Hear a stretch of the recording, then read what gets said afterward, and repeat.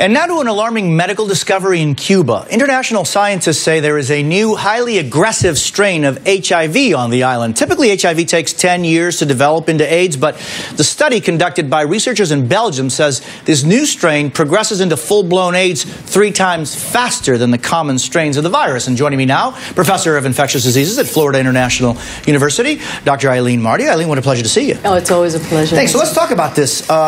It seems as though it is just one study, but it's real. And what is it that they found? Well, it isn't really just one study. Actually, people have been trying to figure this out for over a decade, almost 17 years, really. We know that 10% of HIV patients in places like Cuba have this really rapid progression. We just didn't totally understand why. What they finally got down to was exactly what it was. All right, well, what exactly is it? What exactly is that well, in the 90s, we figured out that there were all these different, flavors of HIV-1, right? And then more recently, we said, oh, they change even more. They change all the time. So they found a bunch of different ones, and one of the ones that's changed is a recirculating number 19, and that one, CPX, is the one they found. And that one, what they figured out was that is the one that's associated with patients that have this rapid progression, which unfortunately very often is associated with people who are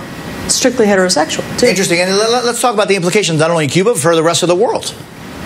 Oh, well, the implication, first of all, now that it's been identified in Cuba, we have to see if that is also present elsewhere. We know that we don't know where exactly that recombination happened. We think it may have happened in Cuba, but the virus itself has parts from a virus from Gabon and a virus from Cameroon. So all our global travel has a lot to do with this new form coming into existence. Is there a way of treating it differently, or how do you handle something Yes, like this? It is harder to treat because you have to recognize that somebody has it sooner in order to put them on the right drug. That has this specific one. That has this specific one, right? Because so they have to get tested sooner, and and there's issues with testing. And then every single type has its own way of being treated because they're all more or less responsive to the various drugs we have.